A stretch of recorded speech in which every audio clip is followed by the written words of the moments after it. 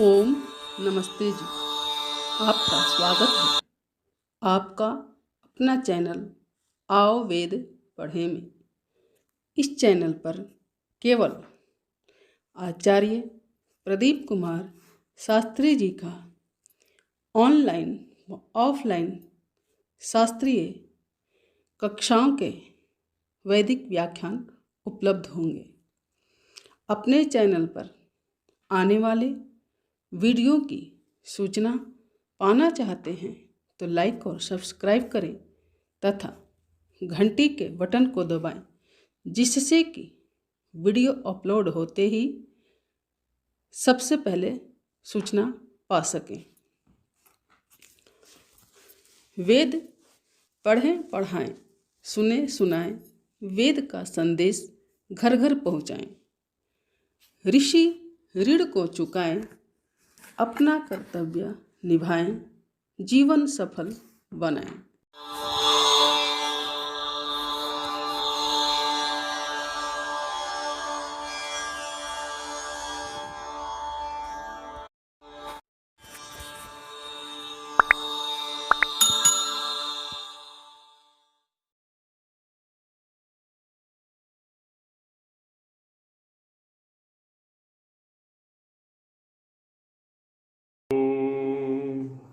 सहनावतु सहनौ भुनक्तु सह वीर्यङ्करवावहै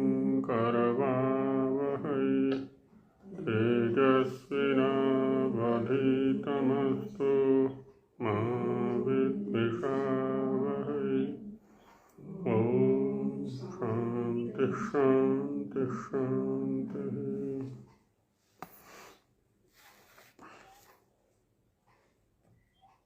उपासना का स्वरूप ब्राह्मण ग्रंथों के आधार पर, उसमें भी शतपथ के आधार पर चर्चा चल रही है। शतपथ ब्राह्मण का संबंध यजुर्वेद के साथ है। दो शतपथ ब्राह्मण उपलब्ध होते हैं, एक है माध्यन्दिन शतपथ और दूसरा है काण्व शतपथ। तो ये माध्यन्दिन शतपथ, जिसका संबंध शुक्ल यजुर्वेद के साथ है, के आधार पर यहाँ उपासना के स्वरूप, मुक्ति के स्वरूप पर चर्चा चल रही है।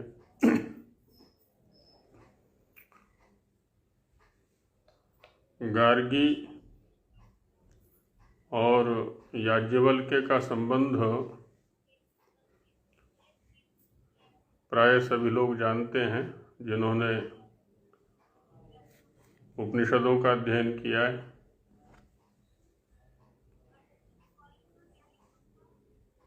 शतपथ ब्राह्मण का जो 14वां कांड है, अंतिम कांड, वही उपनिषदों में बृहदारण्यक उपनिषद के नाम से प्रसिद्ध है। शतपथ ब्राह्मण का 14वां या अंतिम कांड और उपनिषदों में बृहदारण्यक उपनिषद। और ये बृहदारण्यक उपनिषद भी कैसा है, जितने उपनिषद हम पढ़ते पढ़ाते हैं 11 मुख्य रूप से, तो उनमें आकार की दृष्टि से भी सबसे बड़ा है। इसीलिए इसका नाम बृहत, बड़ा। तो उसमें याज्ञवल्क्य और गार्गी आदि का संवाद है। वैसे तो शतपथ ब्राह्मण के अंदर अनेक संवाद हैं।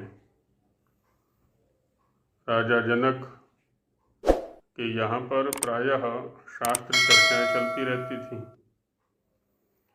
अनेक विषयों के विद्वानों को, ऋषियों को आमंत्रित करके किसी न किसी विषय की चर्चा करना वहाँ राजसभा का एक मुख्य अंग था। और वो चलता ही रहता था।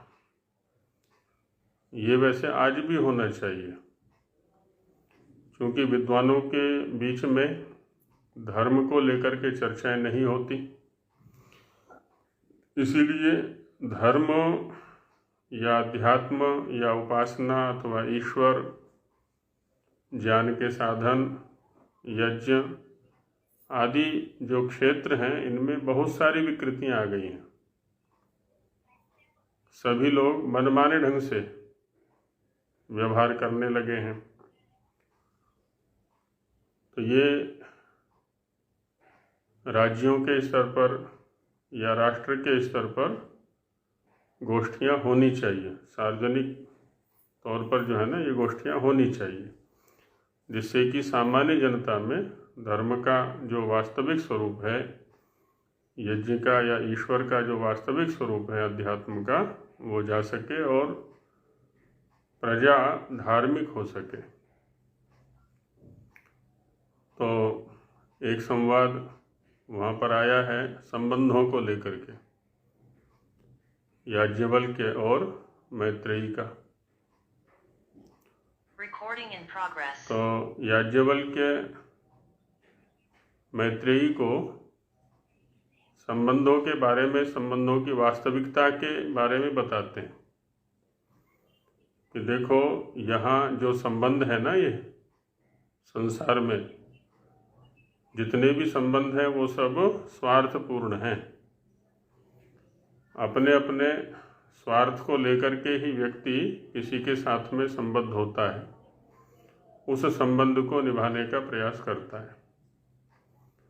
और प्रत्येक संबंध को लेकर के लगभग वहाँ चर्चा की गई है कि देखो, पति को पत्नी प्रिय होती है, पत्नी के लिए नहीं, अपने काम के लिए। पत्नी को पति प्रिय होता है, पति के लिए नहीं, अपने काम के लिए। ऐसे ही माता पिता गुरु आदि आदि जितने भी संबंध हैं। तो इसलिए क्या करना है, संबंधों को नित्य नहीं समझना है और अपनी उन्नति के लिए निरंतर प्रयत्नशील रहना है। तो वहीं से गार्गी और याज्ञवल्क्य का संवाद, जब गार्गी ने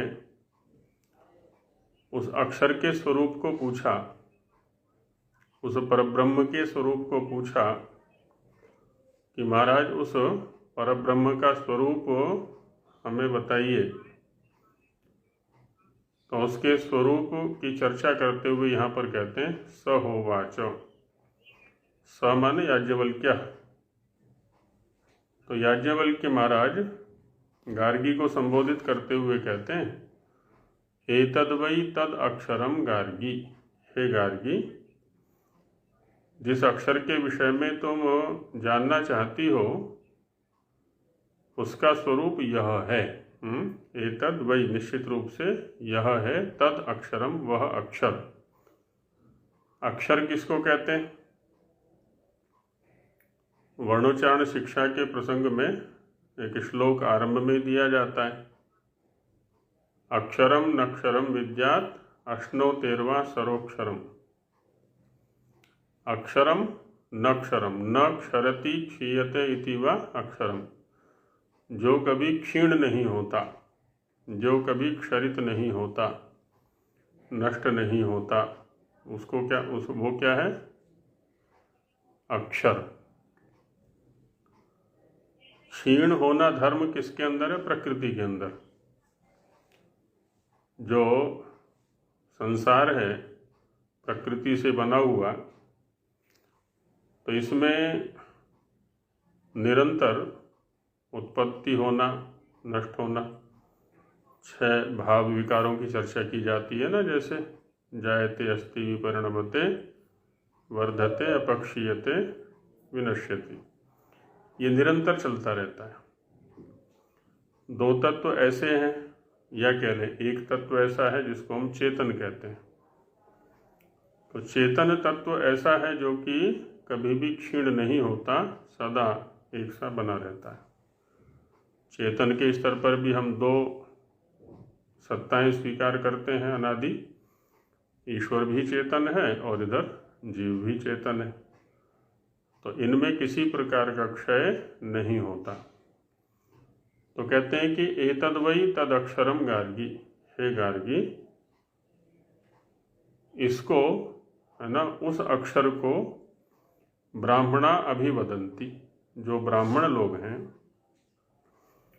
जो ब्रह्मविद लोग हैं, वेद और ब्रह्म के स्वरूप को जानने वाले, यथार्थ रूप से जानने वाले जो लोग हैं, वो इसे बताया करते हैं। कैसा है वो? अस्थूलम, वह स्थूल नहीं है, हैं? जैसे यहाँ होता है ना, यह वृक्ष स्थूल है और यह वृक्ष पतला है, या यह शरीर मोटा है, यह शरीर पतला है, तो ये मोटे पतले का व्यवहार उसमें नहीं होता।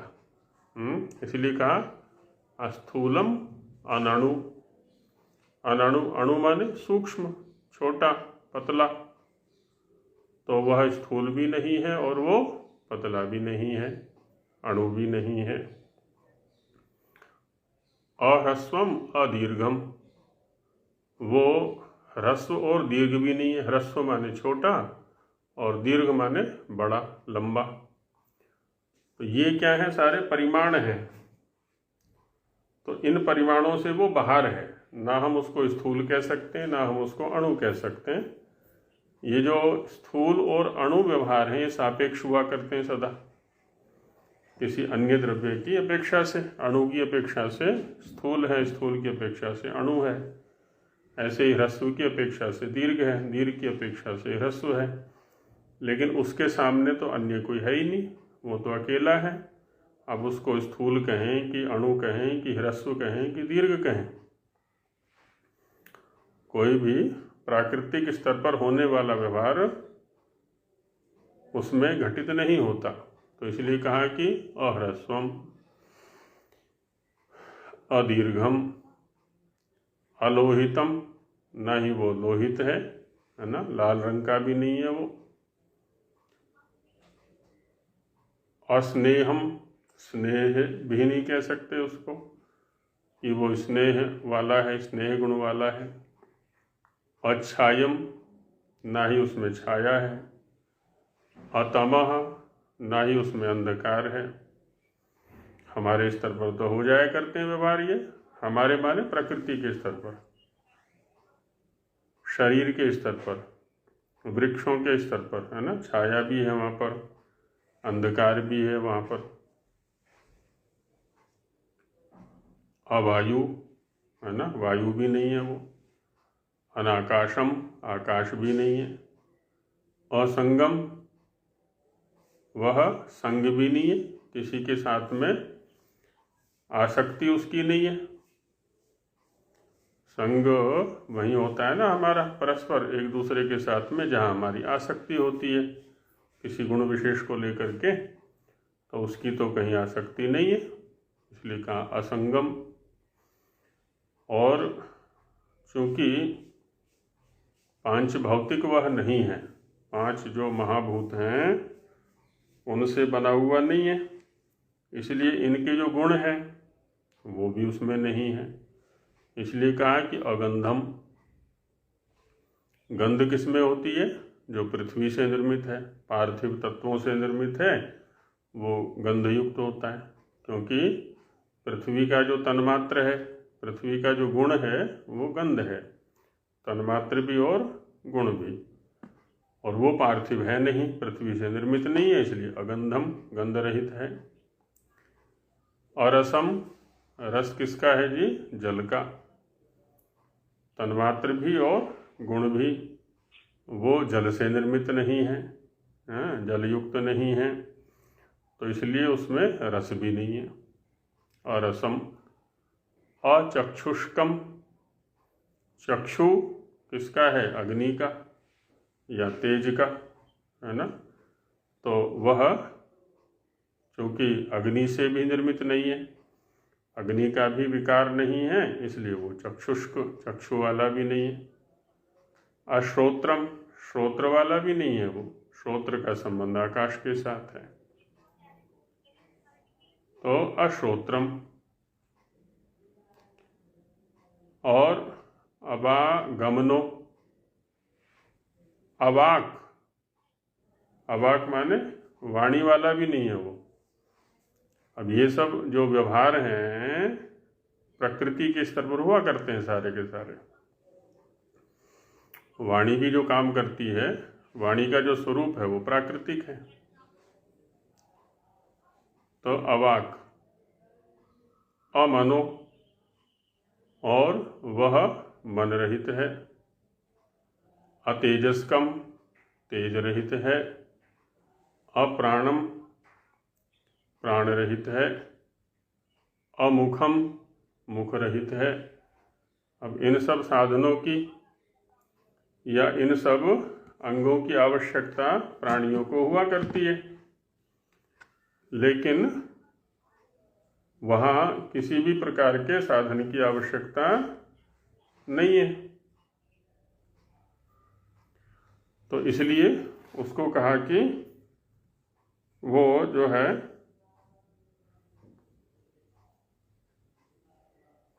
हर प्रकार के साधन से रहित है, क्योंकि किसी भी प्रकार के साधन की आवश्यकता ही नहीं है उसको। तो अतेजस्कम, अप्राणम, अमुखम, अनाम, नाम भी हमने रख लिए अपने परिचय के लिए, अपने व्यवहार के लिए, वो अनाम।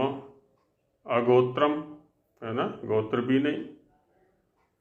अजरम, जरा रहित है, जीर्णता रहित है। अमरम, जब जीर्णता ही नहीं है तो मृत्यु कहाँ से होगी, तो इसलिए कहा मृत्यु रहित है। अभयम, भय रहित है। न विद्यते भयम यस्मिन् तद अभयम। सर्वत्र बहुरी समास कर लेंगे इनमें, तो भय रहित है।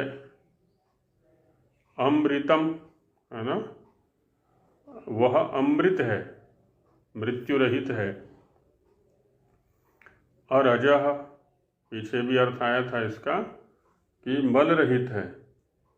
रज शब्द धूल के लिए भी आता है, सूक्ष्म कणों के लिए भी आता है, रजोगुण के लिए भी आता है। रजोगुण से विक्षेप बढ़ा करते हैं, चंचलताएं बढ़ती हैं, मलिनताएं बढ़ती हैं, इन सब से वो रहित है। अशब्दम, शब्द रहित है। अविवृतम, एक विवृत होता है, एक संवृत होता है। विवृत माने खुला हुआ, और संवृत माने संकुचित। तो संकुचित के सापेक्ष संवृत के सापेक्ष विवृत होता है, और विवृत के सापेक्ष संवृत होता है। अकेले में ये सब व्यवहार नहीं हुआ करते। अपूर्वम और अनपरम, पूर्व के सापेक्ष पर होता है और पर के सापेक्ष पूर्व होता है। जब दो पदार्थ हमारे सामने हैं तो जो बाईं ओर पदार्थ होता है उसके लिए प्राय पूर्व शब्द का प्रयोग करते हैं, दाईं ओर वाले के लिए पर शब्द का प्रयोग करते हैं। तो एक में ये व्यवहार नहीं हो सकते। पूर्व और पर दो प्रकार से व्यवहार में आते हैं, एक तो दिशा या देश की दृष्टि से, और एक दूसरा काल की दृष्टि से। जैसे पिता पूर्व है, पुत्र अपर है, बाद में आया है। तो पिता और पुत्र में काल के कारण से पौर्वापर्य है ये। गुरु पूर्व है, शिष्य अपर है, बाद में है। तो यहाँ भी काल के कारण से गुरु शिष्य में भी पौर्वापर्य है। और दिल्ली पूर्व है, सोनीपत पर है या अपर है ना। यहाँ दिशा या देश की दृष्टि से पूर्व और अपर या पर शब्द का प्रयोग हो जाता है। तो कम से कम दो पदार्थ तो चाहिए इन व्यवहारों के लिए, वो तो अकेला है, इसलिए वहाँ पर उसके साथ में न पूर्व शब्द लगेगा न ही अपर शब्द लगेगा। पहले वाला बाद वाला ऐसा व्यवहार उसमें नहीं होगा। क्योंकि उसके जैसा उससे पूर्व में भी कोई नहीं है, उसके बाद भी कोई नहीं है, वो सदा रहने वाला है। तो इसलिए कहा अनपरम। अनंतरम, अंतर माने व्यवधान, और अंतर शब्द अंतर, अंदर के लिए भी आता है, और अबाह्यम, बाह्य शब्द बाहर के लिए आता है। अंदर और बाहर का जो संबंध है वो भी सापेक्ष है एक देशी में। तो कहते हैं उसमें अंदर और बाहर वाला व्यवहार भी संभव नहीं है। अन्यों के सापेक्ष तो हो जाता है, हमारे अंदर भी वह है, हमारे बाहर भी वह है, लेकिन स्वयं उसके स्तर पर ये व्यवहार नहीं होगा कि उसके अंदर उसके बाहर आदि आदि जो भी ऐसे व्यवहार होंगे ना, तो हमारे सापेक्ष ही होंगे वो सारे। तो अबाह्यम न तद अश्नोति कंचन, न तद अश्नोति कश्चन। तो कहता है कि वह किसी को प्राप्त नहीं करता, उसको कोई प्राप्त नहीं करता, है ना। दो स्थितियां हो गई यहाँ पर। वह किसी को प्राप्त नहीं करता और उसको कोई प्राप्त नहीं करता। प्राप्ति यहाँ पर ऐसी है जैसे हम भौतिक पदार्थों में देखा करते हैं। तो भौतिक पदार्थों को हम प्राप्त किया करते हैं और भौतिक स्तर पर ही प्राप्ति और अप्राप्ति हुआ करती है। चाहे शरीर के द्वारा एक दूसरे की प्राप्ति अप्राप्ति हो, पुस्तक आदि जो बाह्य द्रव्य हैं उनके स्तर पर प्राप्ति अप्राप्ति हो, तो वैसी प्राप्ति अथवा अप्राप्ति ना तो वह करता है किसी की और ना ही उसकी कोई कर सकता है। कहते हैं ऐसा है वह अक्षर, जिस अक्षर को तुम जानना चाहती हो। इति, इस प्रकार से मुक्तैहि प्राप्तव्यस्य, मुक्त कौन है? त्रिविध दुखों से, त्रिविध ऐषणाओं से जो दूर हो गए हैं, सांसारिक या प्राकृतिक राग से जो रहित हो गए हैं, है ना, राग रहित हो गए हैं, वैराग्य युक्त हो गए हैं, उनके द्वारा प्राप्तव्यस्य, प्राप्त करने योग्य जो मोक्ष स्वरूपस्य, उसका तो स्वरूप ही मोक्ष है ना। मोक्ष माने सभी प्रकार के जो विघ्न बाधाएं हैं, कष्ट क्लेश दुख ताप आदि हैं, उन सब से वो दूर रहता है, इसलिए वो मोक्ष स्वरूप है, कभी बंधन में नहीं आता है। ऐसे सच्चिदानंदादि लक्षणस्य, सच्चिदानंदादि की चर्चा अनेकत्र हो चुकी है, जैसे द्वितीय नियम के अंदर भी किया हुआ है, ईश्वर सच्चिदानंद स्वरूप निराकार आदि। तो सत्य चित आनंद आदि लक्षणों वाला जो कौन? परब्रह्मणः, परब्रह्म है, उसकी प्राप्ति से जीव सदा सुखी भवति इति बोध्यम, है ना। सदा ही यह, सभी कालों में यह जीव सुखी रहता है, ऐसा जानना चाहिए। तो इस प्रकार से यहाँ उस अक्षर के स्वरूप की चर्चा की गई, बीच बीच में अनेकत्र करते रहे स्वामी जी महाराज। अथ वैदिक प्रमाणम, अब वेद के आधार पर इस मुक्ति का प्रमाण दिखाते हैं।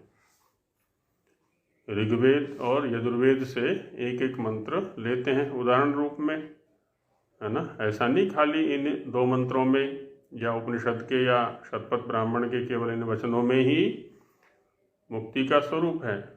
जब हम संपूर्ण ग्रंथों का अध्ययन करते हैं तो पदे पदे इन विषयों की चर्चा वहाँ प्राप्त होती है। और जितना भी वैदिक वाङ्मय है, यदि उस संपूर्ण वैदिक वाङ्मय के परम लक्ष्य को देखें तो कुल मिलाकर के सभी आर्ष ग्रंथों का एक ही प्रयोजन है है ना, सभी प्राणियों को सभी प्रकार के दुखों से, क्लेशों से दूर करना। परम प्रयोजन तो वही है सभी का। तो पहले ऋग्वेद से यहाँ उद्धृत करते हैं,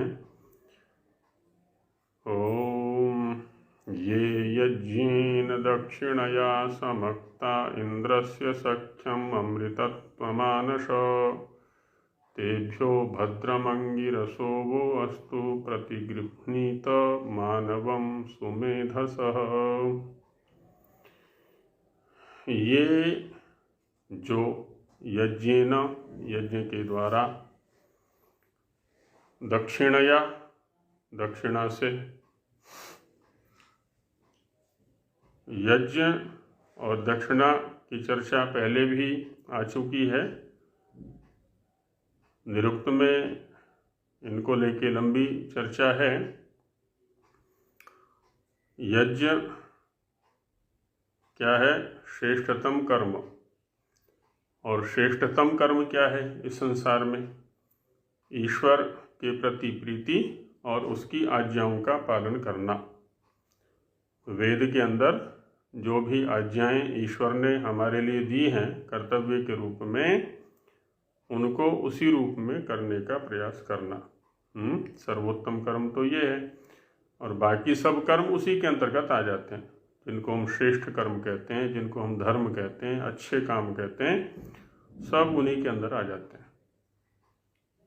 एक ही तुला रखें, तोलने के लिए एक ही पैमाना रखें कि ये ईश्वर की आज्ञा के अनुकूल है, ईश्वर की प्रीति के अनुकूल है या प्रतिकूल है।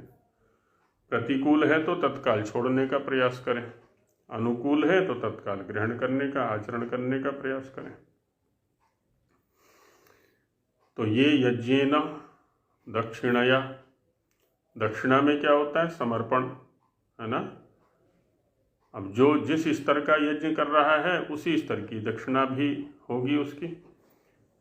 यदि द्रव्य यज्ञ कर रहा है तो द्रव्य का समर्पण होगा। आध्यात्मिक स्तर पर सर्वात्मना समर्पण, इसलिए सर्वहुत यज्ञ कहा जाता है ना। तो ईश्वर के प्रति सर्वात्मना समर्पण। समक्ता इंद्रस्य सख्यम अमृतत्व मानस, है ना। इनसे युक्त होकर के इंद्र के, उस परमात्मा के सख्यम, सखा, सखा किसको कहते हैं? समान ज्ञान वाले को सखा कहते हैं, है ना। मित्र, मित्र कहते हैं ना, मित्र, सखा, सखा, ख ज्ञान, स समान।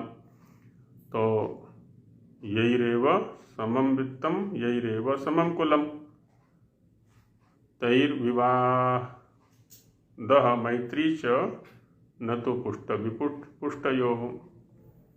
कहते हैं जिन दो व्यक्तियों का समान धन होता है उनमें मित्रता हो जाती है, समान कुल होता है उनमें मित्रता हो जाती है, समान विद्या हो जाती है उनमें मित्रता हो जाती है।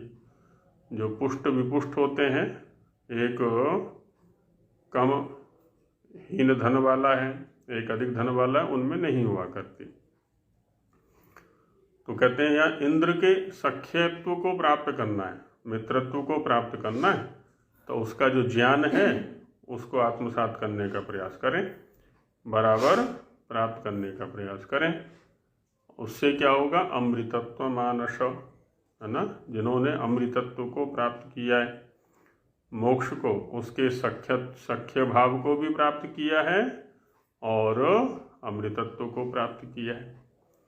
तेभ्यः, उनके लिए, भद्रम, भदी कल्याणे सुखे च, कल्याण ही कल्याण और सुखी सुख, है ना। भद्र शब्द भद धातु से बना है, और भद धातु पाणिनि महाराज ने दो अर्थों में पठित किए हैं धातु पाठ के अंदर। भदी कल्याणे सुखे च, कल्याण और सुख।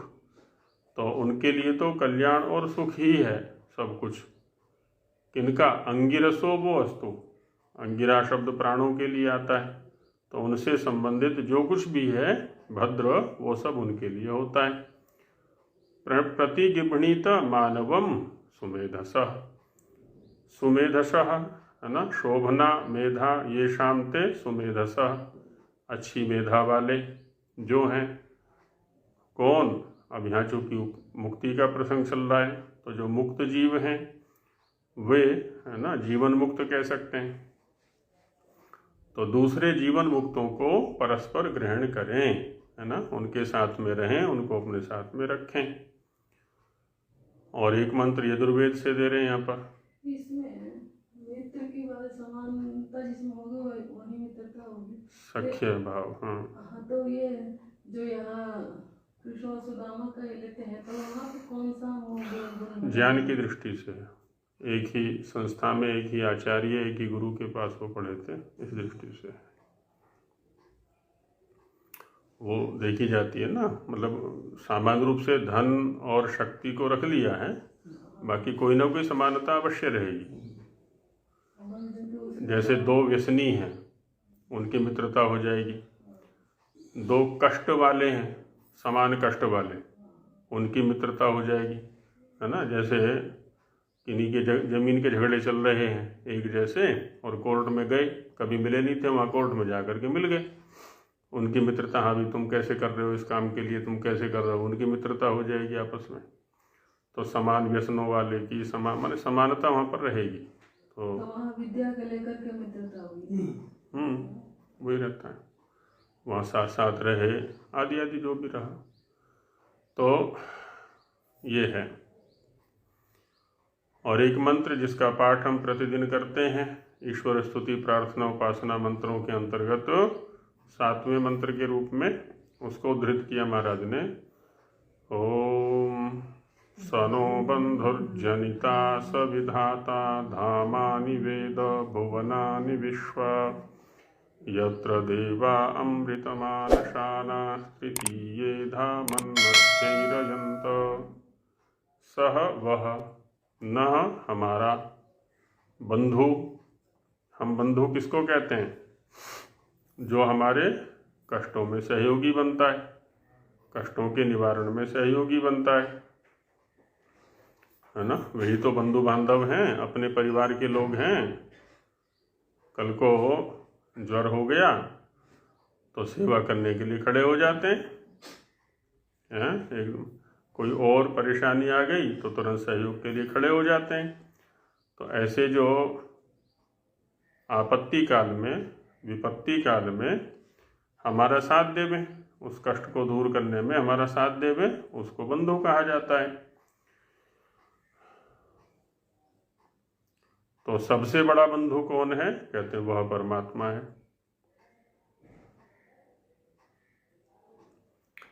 जनिता, है ना, सब कुछ का उत्पादन करने, उत्पत्ति करने वाला वही है। सविधाता, और विधान करने वाला भी वही है। उत्पत्ति भी वही करता है, विधान भी किसी चीज का। संकोच, संकुचित होना, पूर्व, अपर, भीतर, बाह्य, अर्थात बाहर, बाह्य माने बाहर, इन सब दोषों, स्वामी जी ने इनको क्या कहा? दोषों और गुणों से। कुछ दोष हैं या गुण हैं, उनसे रहित मोक्ष स्वरूप है ना।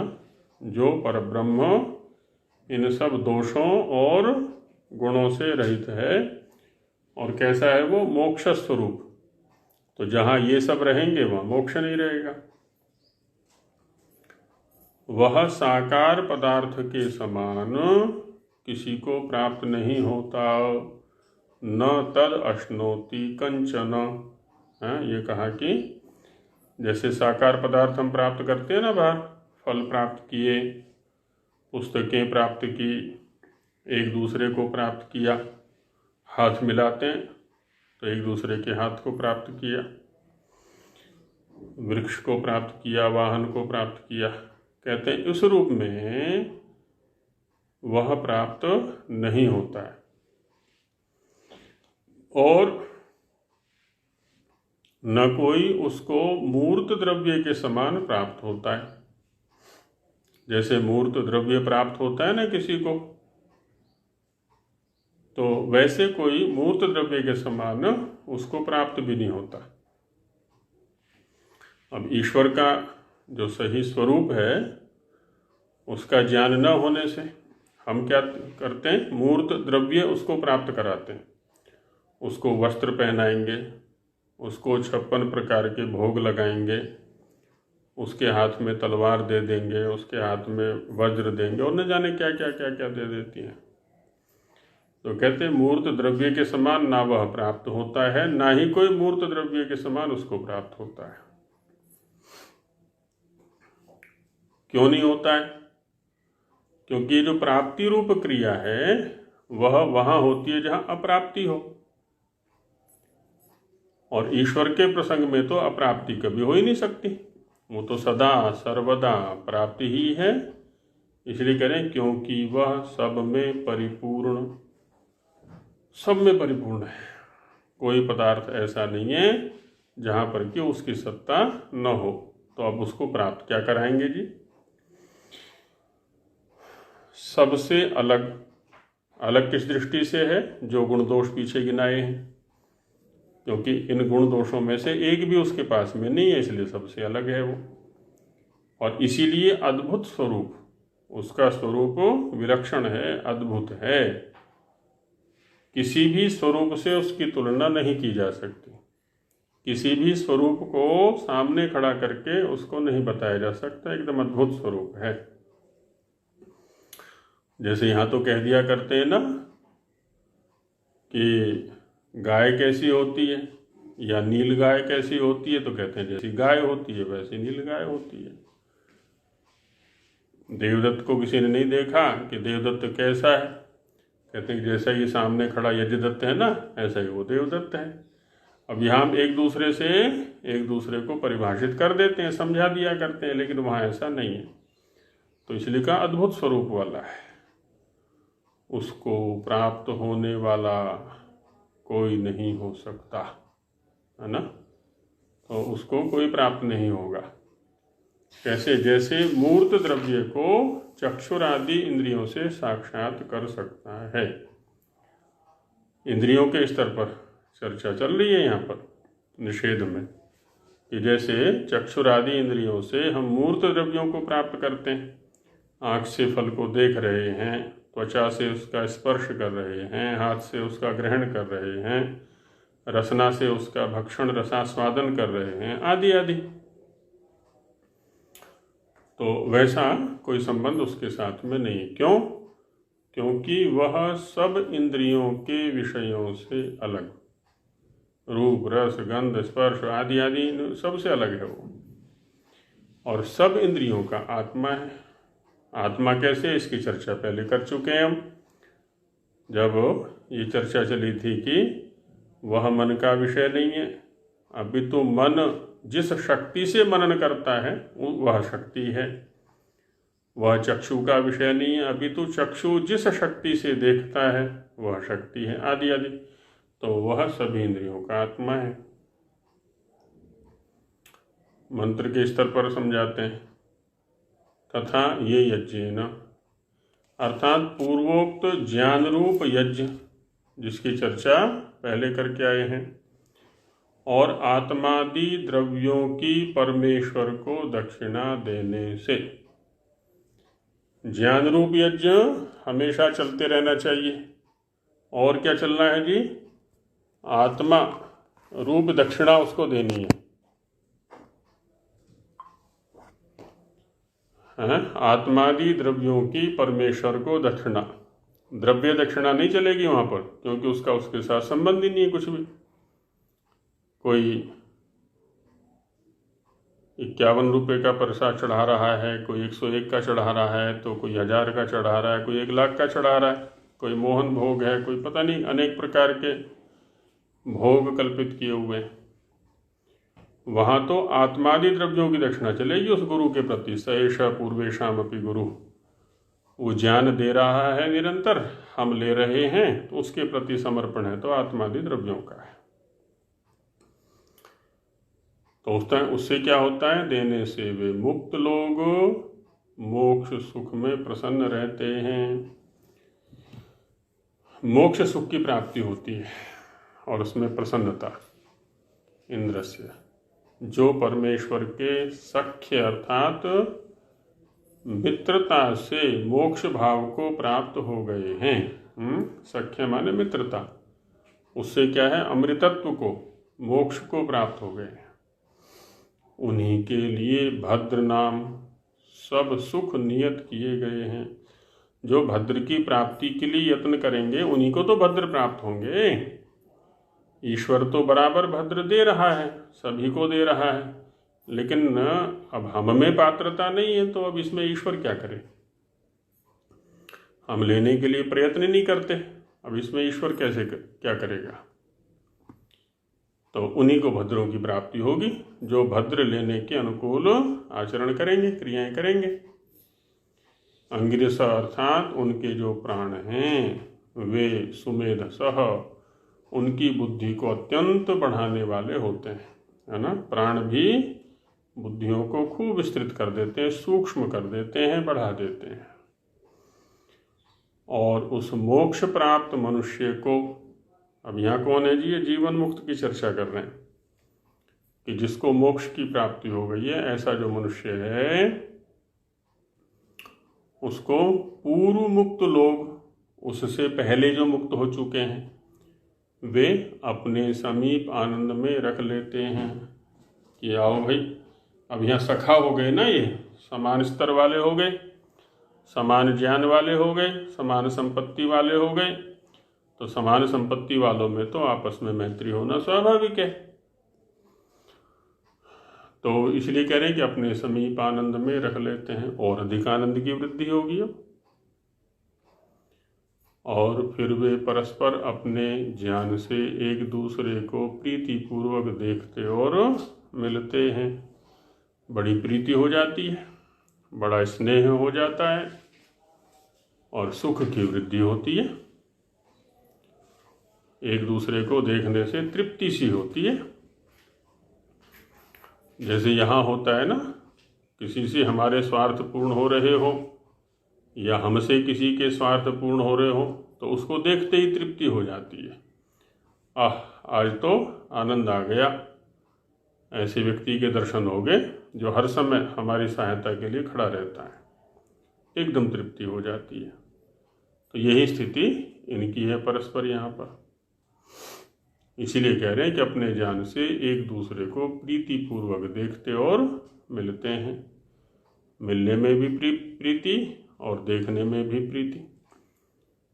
और जहाँ पर ये समानता नहीं होती है तो प्राय वहाँ पर द्वेष बुद्धि हो जाया करती है या उदासीनता हो जाया करती है। द्वितीय मंत्र को लेते हैं, सनो बंधु। सब मनुष्यों को यह जानना चाहिए क्या कि वही परमेश्वर हमारा बंधु, बंधु का अर्थ दे रहे हैं अर्थात दुखों का नाश करने वाला। क्योंकि यहाँ सांसारिक दशा में, पारिवारिक दशा में हमारे बंधु ही हमें दुखों से बाहर ले जाते हैं, कष्टों में हमारा सहयोग करते हैं। तो कहते हैं वो है सबसे बड़ा बंधु। तो और जनिता सब सुखों का उत्पन्न और पालन करने वाला है, तथा वही सब कामों को पूर्ण करता और सब लोगों को जानने वाला है। सारे सुख उत्पन्न वही करता है। क्यों? क्योंकि सभी सुखों का आधार तो वही है, सुख स्वरूप है, वो आनंद स्वरूप है। तो जो सुख स्वरूप है, आनंद स्वरूप है, सुख ही सुख है, तो उसी से तो सुख की प्राप्ति होगी हमको। जैसे पैसे वाले से पैसा मिलता है, चीनी वाले से चीनी मिलती है, और इसी प्रकार से जिसके पास जो वस्तु होती है उससे वह मिलती है। अब वो सुख स्वरूप है, आनंद स्वरूप है, तो उससे आनंद मिलेगा। और पालन करता है सभी का समान रूप से, पिता है वो। तथा वही सब कामों को पूर्ण करता है, क्योंकि वो आप्त काम है, पूर्ण काम है। उसका कोई भी काम शेष नहीं है, उसकी कोई भी कामना शेष नहीं है, इच्छा नहीं है। तो जो आप्त काम है, पूर्ण काम है, वही तो दूसरे को आप्त काम बना सकता है, पूर्ण काम बना सकता है। जो स्वयं ही भिखारी होगा, दीनहीन होगा, वो भला दूसरे की कामनाओं को पूर्ण कैसे करेगा। तो यहाँ करें सब कामों को पूर्ण करने वाला। और सब लोगों को जानने वाला है, क्योंकि सर्वत्र व्याप्ति है उसकी, तो इसलिए सभी लोगों का ज्ञान भी उसको है। विश्वानि धामानि वेद, कि जिसमें देव अर्थात विद्वान लोग मोक्ष को प्राप्त होके सदा आनंद में रहते हैं, वही तो है वो परमेश्वर। विद्वान लोग ही मोक्ष को प्राप्त, विद्वान माने उस मार्ग का ज्ञान जिसको है, उस लक्ष्य का यथार्थ स्वरूप जिसके सामने स्पष्ट है, वही प्राप्त होता है और आनंद में रहते हैं। और वे तीसरे धाम अर्थात शुद्ध सत्व से सहित होके सर्वोत्तम सुख में सदा स्वच्छंदता से रमण करते हैं। तीसरे धाम से क्या कहा यहाँ पर? शुद्ध सत्व से सहित होके। शुद्ध सत्व कौन सा है? जिस सत्व पर रजोगुण और तमोगुण का अधिकार नहीं है, प्रभाव नहीं है ना। सत्व का इतना उद्रेक हो गया है, सत्व इतना सबल कर दिया गया है कि रजोगुण और तमोगुण निष्प्रभ हैं वहाँ पर, निर्बल हैं वहाँ पर। तो ऐसी दशा में क्या है? सर्वोत्तम सुख में सदा स्वच्छंदता से, अब कोई विघ्न नहीं, कोई बाधा नहीं, कोई पराधीनता नहीं वहाँ पर, स्वच्छंदता से कह रहे हैं यहाँ पर। पाप कर्म के भोगों में तो पराधीन हुआ करता है, लेकिन यहाँ देखिए, यहाँ कह रहे हैं कि स्वच्छंदता से रमण करते हैं, यहाँ कोई पराधीनता वाली बात नहीं है। इस प्रकार संक्षेप से मुक्ति विषय कुछ तो वर्णन कर दिया और कुछ आगे भी कहीं कहीं करेंगे क्योंकि ये विषय ऐसा है जो कि परम विषय है, परम लक्ष्य है ना। इसको छोड़ करके किसी विषय की चर्चा हो ही नहीं सकती। सारी की सारी क्रियाएं, चेष्टाएं, साधन, सब कुछ तो इसी के लिए है। इसलिए जब जब अन्य विषयों की चर्चा की जाएगी वहाँ यह विषय अवश्य ही आएगा। सो जान लेना, जैसे जैसे जहाँ जहाँ चर्चा की जाएगी तो उसका ध्यान रखें। जैसे वेदाहमेतम, इस मंत्र में भी मुक्ति का विषय कहा गया है। और यहाँ पर आगे से तात्पर्य ये है, क्योंकि ये ऋग्वेदादि भाष्य भूमिका है, केवल भूमिका में है ना, विषयों से स्पर्श मात्र कराया जा रहा है। मुख्य रूप से तो विषय आगे आने हैं। जब वेदों के भाष्य किए जाएंगे तो वेदों के भाष्य करते समय सारे विषय आने हैं वहाँ पर। तो जब भाष्यों का हम अध्ययन करें तो वहाँ ध्यान रखें कहाँ किस मंत्र के प्रसंग में, सूक्त या अध्याय के प्रसंग में किस विषय की चर्चा की जा रही है। तो इसलिए विशेष जो वर्णन है वो आगे आएगा। इति मुक्ति विषय संक्षेपतः, इस प्रकार से संक्षेप से यहाँ पर मुक्ति विषय पूर्ण हो जाता है। आगे नव विमानादि विद्या विषय जो मंत्रों में है उसकी चर्चा की जाएगी। तो अभी यहीं विराम लेते हैं। ओम सहनावतु सहनौ भुनक्तु सह वीर्यं करवावहै तेजस्विनावधीतमस्तु मा विद्विषावहै। ओम शांति शांति।